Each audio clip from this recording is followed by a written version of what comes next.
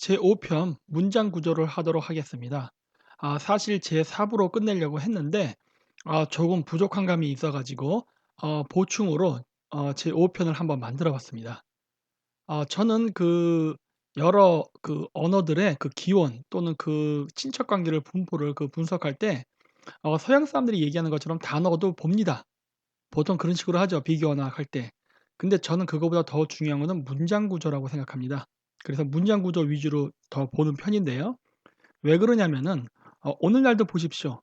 현재 한국어에는 뭐 스마트폰, 컴퓨터, 뭐 IT 등등 여러 외래어들이 있죠. 그런데 이런 것들이 만약에 우리나라가 세월이 흘러서 1000년이 지났다 칩시다. 그래 갖고 그 후손들이 우리나라의 1000년 전 즉 현재의 한국어를 분석하고서 뭐 컴퓨터라든가 이런 단어가 나왔다고 한국어를 인도 유럽어족에 분류한다면 얼마나 웃긴 일일까요? 말도 안 되는 소리죠. 그런 것처럼 단어만을 보고서 그 언어의 그런 친인척 관계를 분석한다면요. 말이 안 됩니다. 우리 알타이계 어족에게 있어서는. 그거는 서양식 단어에서 서양식 인도 유럽 어족에서는 그것이 가능할 수 있어요. 왜? 자기들끼리의 관계니까. 하지만 우리는 인도 유럽 어족과 알타이 언어는 완전히 다른 구조이기 때문에 문장 구조가 단어만 가지고 하게 되면요. 완전히 삼천포로 빠질 수 있습니다. 따라서 이 알타이계 언어라고 추정되는 그리고 이제 교차어도 마찬가지죠. 이러한 단어 어군들은요. 비교할 때에는 단순히 단어만을 비교하는 게 아니라 거기다 더해서 문장 구조까지 같이 봐야 됩니다. 단어로 보면요 한국어랑 일본어는요 거의 유사해요. 왜냐? 꼭 가장 가깝고 또 옛날 백제계 사람들이 많이 백제 패망하서 일본으로 간 것도 있고 하니까. 그래서 일본에는 현재 고대 한국인들이 썼던 한자의 음독 훈독 체계와 발음 체계가 남아 있지 않습니까? 따라서 그런 식으로 단어만 보고도 되는 거는 바로 둘 다 같은 알타이계 어족이고 지리적으로 가까워서 그렇죠. 그런데 그게 아니라 저 멀리 떨어져 있는 카자흐어나 몽골어 이 언어와도 우리가 관계가 있나 없나를 비교 분석할 때는요. 단순히 그 단어만 볼 것이 아니라 여러 가지 문장 구조도 같이 봐야 됩니다. 그래야 이 언어가 어떻게 갈라져서 오늘날 각자 언어가 된지 알 수 있기 때문이죠. 자, 그래서 한번 이제부터 보도록 하겠습니다. 의문을 나타내는 까, 뭐 안녕하십니까 할 때 그런 까지요. 자, 이 까를 붙이는 데 있어서 카자흐어 같은 경우에는 좀 다릅니다. 카자흐어에서는 의문사 뭐 언제 어디서 무엇을 어떻게 했나 이거에 관련된 동사 명사가 들어가게 되면은 의문문에 해당하는 까를 붙이지 않습니다. 자, 여기서 예를 들어서 "어디에 가십니까?"라는 말을 카자흐어로 할 때는 카이다 바라승 그래 가지고 카이다 어디에 바라승 갑니다니다 그냥 갑니다. 갑니다로 끝납니다. "갑니까?" 하고 물어보질 않아요. 왜? 카이다라는 것이 의문사이기 때문에 이미 의문문 형태를 만들었다 해서 붙이질 않습니다. 하지만은 몽골어, 한국어, 일본어 같은 경우는 다르죠.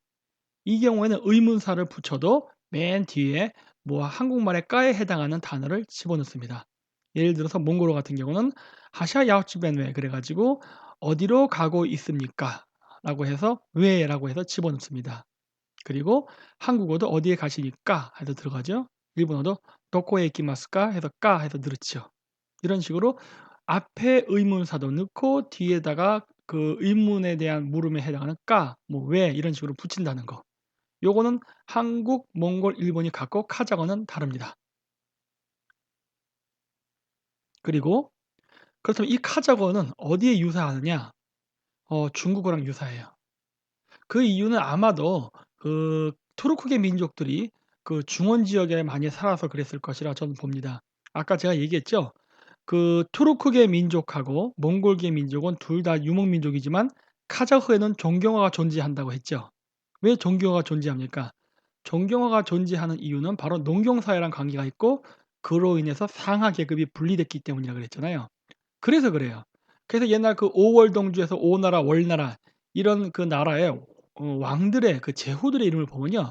투르크계 이름들이 많이 나타납니다. 나중에 그것도 제가 시간이 나면 한번 왕명들을 한번 쭉 써서 제가 한번 보여 드릴게요. 어쨌든 그래서 중원 지역의 토르코인들이 지배 계급으로 있으면서 한족들을 이렇게 통치했던 시절이 많았습니다. 당나라도 포함해서. 그랬기 때문에 저는 그 중국인들이 이러한 그 트루코인들이 썼던 한자라든가 문법 체계에 영향을 받지 않았나라고 봅니다. 왜? 언어는 위로부터 아래로 내려가거든요. 지배계급으로부터. 그래서 그 영향을 받죠. 예를 들어서 우리나라에 미국인이 몇 명이 삽니까? 미국인들 거의 없죠. 근데 왜 우리의 언어 속에는 그렇게 영어 단어가 많죠?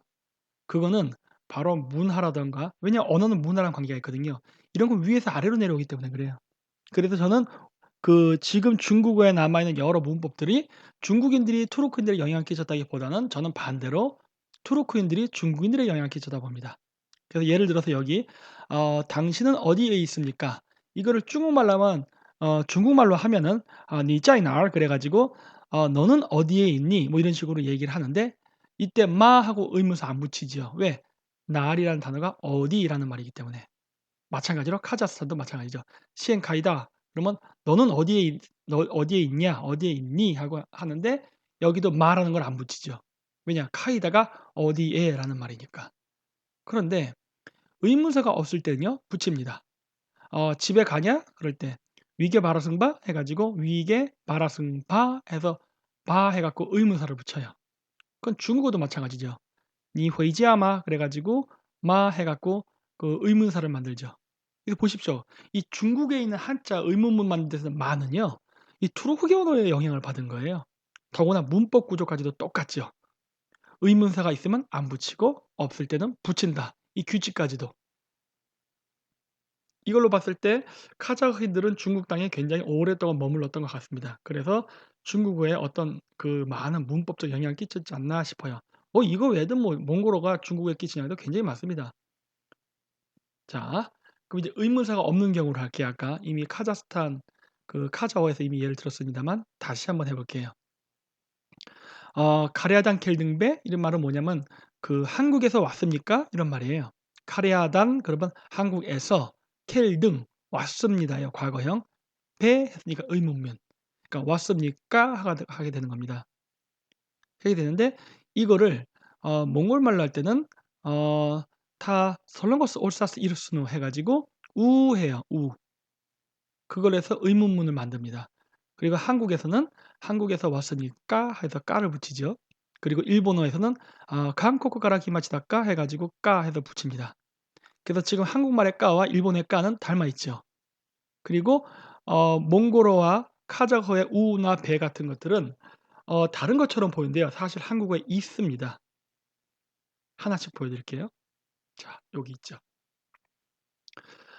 이 몽골의 우에 해당하는 건요, 그냥 우리 그 사투리에 있어요. "어디서 왔수?" 할 때 뭐 "한국에서 왔수?" 이런 말 많이 쓰잖아요. 그 우예요, 우. 그게 몽골의 의문문할 때는 우입니다, 우. "했수?" 안 했수? 할 때도 우가 붙잖아요. "히스누 시게꾸이유." 이런 식으로 해서 몽골에서도 쓰거든요. 그래서 우라는 단어는 몽골어에도 의문사로 쓰인다라는 걸 알 수가 있죠. 이런 조사라든가 의문사 이런 것들, 그다음 뭐 목적격 조사, 뭐 주격 조사 이런 것들이 그 비스무리하다는 거는 굉장히 언어적 취약성에 가깝다는 걸 나타내는 거죠. 그래서 제가 단순 동사만 비교하지 않고 이런 문법 구조를 보면서 얼만큼 가까운가를 제가 설명하려고 많이 노력하는 겁니다. 이게 가까워야 진짜 가까운 거예요. 자, 그러면 또 다른 걸 볼까요? 여기 보면은 의문사를 넣었을 때 몽골어는요, 아까도 얘기했듯이 의문사가 들어가도 "뭐뭐 합니까?"에 해당하는 "배." 또는 "왜."라는 게 들어갑니다. 여기서 "뭐 했습니까?" 할 때에는 "니에 으스잽 좌뜨르등." 해 가지고 "니에"라는 게 무엇이에요? 으스잽 하고 좌뜨르등, 그러니까 "했습니다."라는 소리니까 "무엇을 했습니까? 일했습니까?"라는 소리거든요. 이거를 하는데 여기서도 보면은 의문사 없죠. 왜? 앞에 니에가 있으니까. 하지만 몽골에는 있죠. "유 히슨베." 해 갖고 유가 무엇이에요? 히슨 했다예요. 배 까 "뭐 했습니까?" 이런 말이에요. 일본은 나니오시마시다까 해 가지고 쓰지요. 까 쓰죠. 근데 아까 제가 그 우라는 말, "뭐 했수?" 해서 우라는 말이 몽골 말에서도 쓴다 그랬죠? 마찬가지로 카자흐어에서 쓰는 배, 몽골에서 왜라고 쓰는데 뭐야 "있냐 없냐." 그럴 때 카자흐어로 바르마족바 해 갖고 마라고 쓴다고 했잖아요. 카자흐어에서도 아까 여기 보면은 몽골에서도 여기 보면 유 히슨 베 해서 마메 바베 이런 거 쓰이죠? 그러니까 중국에서 쓰는 마 이런 거 같은 거. 이걸 의문사로 쓰는데 한국어는 까라고 되어 있잖아요. 그래서 마치 없는 것처럼 보이지만은 있습니다. 자, 요거는 아까 바죠. 여기 함경도 사투리에 있어요. 유 히슨배 이거를 함경도 사투리로 하면요. 뭐 했음매예요. 발음도 비슷해요. 유라는 거는 아마도 한국말의 무엇에 해당하는 이 무엇이라는 단어가 이 미음이 만약에 숙명은 미음이었다면은 한국어로는 미음, 몽골어로는 이응으로 발달하면서 각자 유, 뭐 이런 식으로 갈라졌을 가능성이 있습니다. 했슨, 히슨, 히흐가 하다예요. 히읗의 과거형은 히슨이에요. 한국말로는 함경도말은 했음이죠. 발음 비슷하죠? 과거. 그다음에 의문사 매, 배 이렇게. 그렇죠. 그러니까 한국말에는 몽골에서 의문사로 쓰는 우 또는 웨, 베라는 단어라든가 카자흐에서 쓰는 마, 메, 바, 베 이런 단어가 다 있는 겁니다. 물론 까라는 단어도 있죠. 일본어에도 있는 까, 한국에도 있죠. 이런 식으로 한국에는 모든 의문사를 다 가지고 있다는 걸 알 수 있어요. 이만큼 한국이 얼마나 그 짬뽕으로 섞였다는 게 이런 문법에서도 나타나죠. 자, 그럼 과거 시작 볼까요? 나는 봤습니다. 나는 미엔 봤습니다. 카라듬 듬이 붙으면은 뭐뭐 했습니다에 해당합니다. 자, 몽골말로 해볼까요? 비하슨 비 나는 하르슨 봤다입니다. 나는 봤습니다. 그렇죠? 일본어 와타시와 미마시다 해서 있어요. 그래서 각자 과거를 나타낼 때 쓰는 그 발음이 듬, 쓴, 습, 시라고 되는 걸 볼 수 있어요. 카자거의 듬이 쓴으로 변하는 것은 국외음화라고 보면 됩니다. 국외음화 뭔지 아시죠? 디귿 발음 계통이 시옷 발음으로 변하는 거. 그러니까 카자거에서 과거를 나타내는 듬은 쓴과 같다는 걸 알 수 있어요. 그리고 쓴은 한국말의 습하고 같죠, 발음도. 자, 근데 왜 그러면은 저기는 쓴까지 쓰고 우리는 씁니다라고 썼느냐? 제가 얘기했지 않습니까? 우리 민족은 농경 민족으로 오랫동안 살았다고. 그래서 유목민의 풍습이 사라지고 점점 농경 민족화하면서 봉건 제도가 자리 잡게 되자 존칭어가 발달해서 그런 거예요. 나는 봤음까지 하면은 안 되는 거예요. 니다 해서 존칭어를 붙여야 되는 겁니다. 그러다 보니까 한국에서는 습까지 해서 끝내면 안 되고 거의 니다를 붙여야 되는 이러한 현상이 나타난 거죠. 이것만 봐도 한국어가 몽골어보다 후대에 나왔다는 걸 알 수 있습니다. 농경 사회가 나중에 나오듯이. 그쵸? 이런 언어만 봐도 알 수 있는 거예요.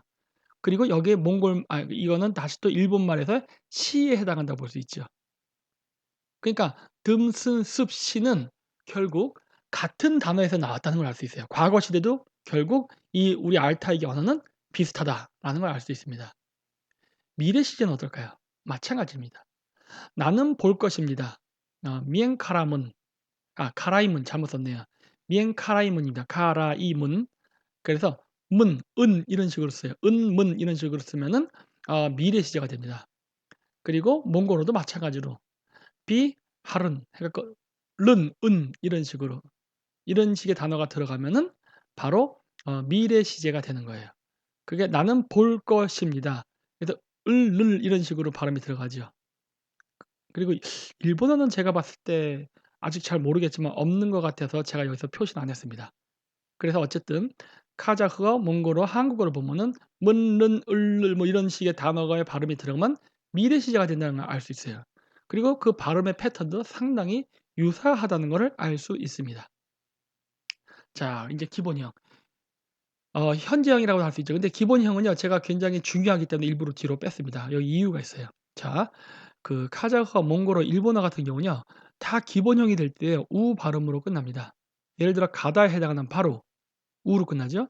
보다 카라우 우예요. 읽다 오쿠 우예요. 자, 근데 우라는 발음이 몽골에선 우보다 좀 더 센 발음 흐로 발음됩니다. 그래서 야와흐, 하라흐, 온시흐 해갖고 흐라고 발음해요. 우가 흐로 변합니다. 그리고 일본어도 마찬가지로 우 발음으로 가죠. 입구, 낭아메르, 요무 그래서 다 우 발음으로 해서 기본형을 만들어요. 그런데 여기서 생뚱맞게 한국만 다로 끝납니다. 가다, 보다, 읽다. 이런 것 때문에 나중에 문법적으로 분석하는 즉 그 카자흐어나 몽골어 우리나라의 언어학자들 중에 그 비교 언어학을 하면서 이 지역의 현지 언어를 모르는 사람들이 이거를 갖다 분석하게 될 때요. 여기서 오류가 생겨요. 저는 그래서 우리나라도 기본형을 바꿔야 된다고 개인적으로 주장합니다. 자, 보십시오. 우리나라도 은 형태로 바꾸게 되면요. 기본형의 발음이 유사하게 갈 수 있습니다. 우, 흐, 우, 은, 는 이런 식으로. 이런 식으로 기본형을 가다가 아니라 가는, 보다가 아니라 보는, 읽다가 아니라 읽는으로 동사의 기본형을 정의를 내리잖아요. 그러면은 한국어를 세계화시키는데 굉장히 편해집니다. 예를 들어 볼까요? 자, 뭐뭐 하는 것. 담배를 피는 것은 건강에 나쁩니다. 할 때 카자흐어는 테메크 쉐그 젠살로카 자만 그래 가지고 테메크 담배를 쉐고 피우다예요. 피우다라는 기본형을 썼어요. 근데 기본형을 쓰고 계속 명사로 해서 그 문장을 만들 때는요. 이제는 피다가 아니라 피는 또는 피는 것이라는 의미가 돼요. 그래서 테메크 쉐고 하면은 담배를 피는 것은 젠살로카 건강에 쥐야만 나쁩니다라고 해서 동사의 기본형을 썼죠.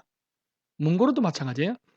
타미타타흔 에룰메데드 모벤 해 가지고 탐히 담배 타타흐 피다예요. 피는 것 은하고 강조하죠. 그러니까 타타흔 하고 은하고 써 준 거예요.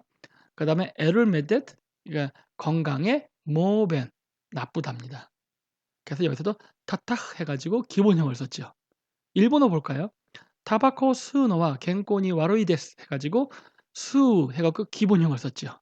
자, 그래서 한국어도 이 뭐뭐 하는 것이라는 문법을 설명할 때 기본형을 피다가 아니라 피는이라고 정의를 내리면 어떻게 됩니까? 간단해요. 외국에서 설명할 때.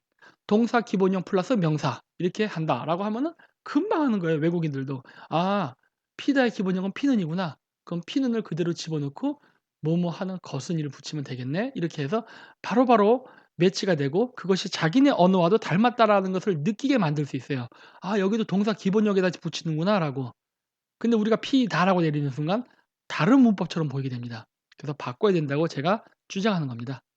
자, 또 다른 예를 볼까요? 이렇게 뭐 뭐뭐 하는 사람 할 때 보면은 뭐 잤던 사람, 잠을 잤던 그 얘기입니다.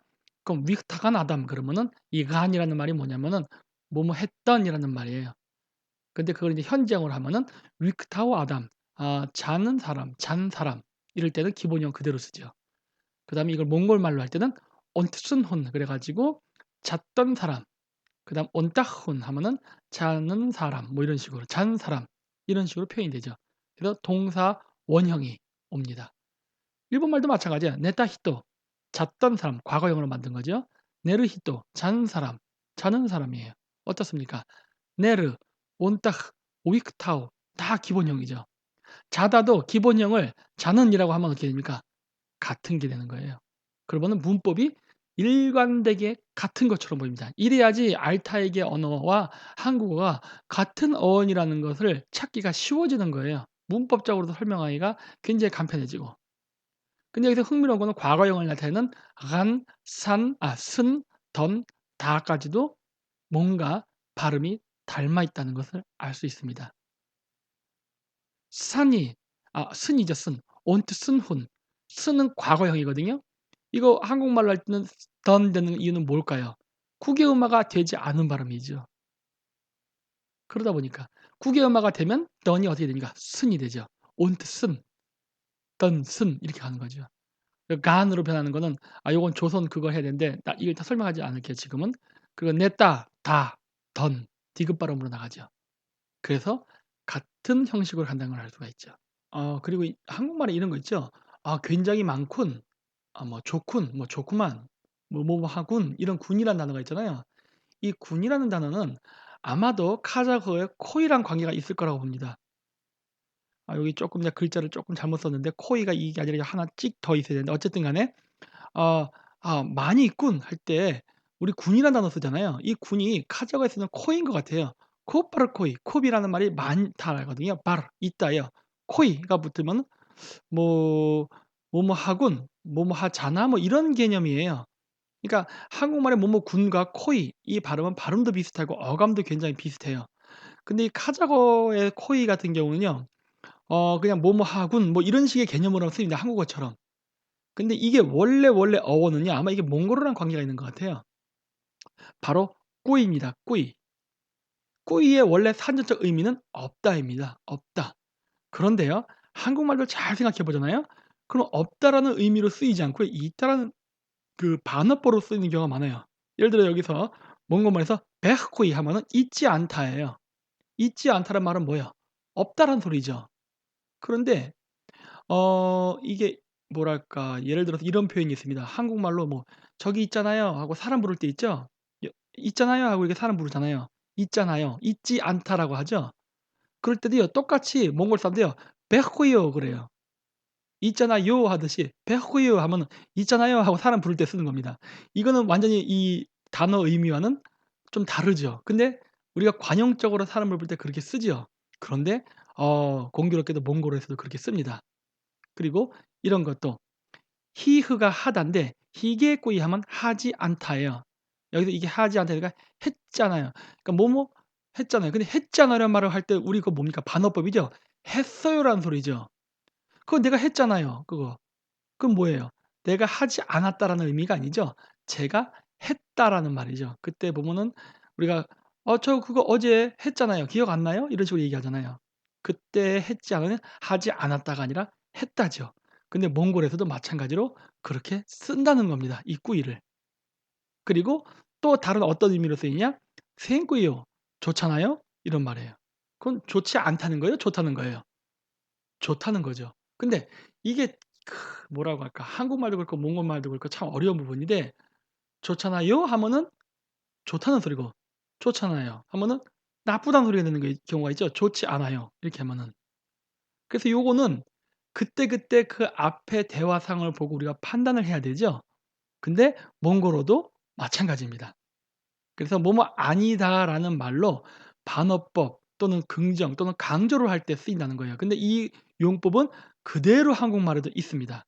그래서 그 의미는 한국말의 군 또는 잖아요에 해당하는 그 의미라는 거를 알 수가 있습니다. 자, 한자 단어.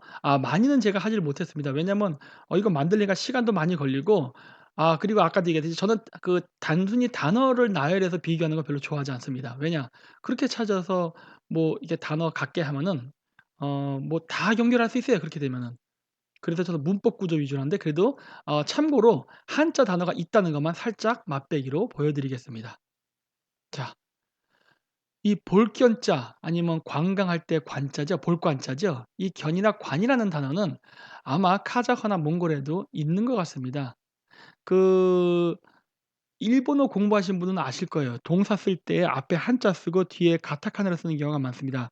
아까 얘기했던 뭐 미르 하면 미는 볼견자 쓰고 뒤에 히라가나로 르를 쓰죠. 그다음에 아소부 그러면 놀유자를 쓴 다음에 히라가나로 부를 씁니다. 이런 식으로 하듯이. 근데 이런 것들이요. 카자흐나 몽골어로도 가능하다는 거예요. 왜? 그 지금 일본에서 쓰는 한자 발음 있죠? 음독과 훈독 방식. 그 방식은 원래 유라시아 대륙에서 광범위하게 쓰였던 겁니다, 한자를 이용해서. 그랬기 때문에 그러한 규칙이 현재 카자흐와 몽골에선 사라졌지만 몽골엔 남아 있죠. 사실 한국에도 있었지 않습니까, 예전에는. 지금은 없지만 지금 완전 음독 통일로 다 됐기 때문에 지금은 없지만 한국에는 있잖아요. 하지만 그 삼국시대 때 쓰였던 그 한국의 고대 한자 읽기 방식이 일본에 남아 있잖아요. 그래서 오히려 일본어를 보고서 저는 역으로 유라시아의 몽골어 카자흐에서 그러한 것들을 찾아냈습니다. 자, 예를 들어서 볼켠 또는 관에 해당하는 단어와 관계가 있는 그 카자흐어와 몽골의 단어는 카라오입니다. 보다예요. 카르까지가 어간인데 이 카르와 볼견 혹은 볼관은 같은 어원을 갖는 것 같습니다. 근데 이 카라우가 그 크 발음은요. 몽골에서는 흐로 발음됩니다.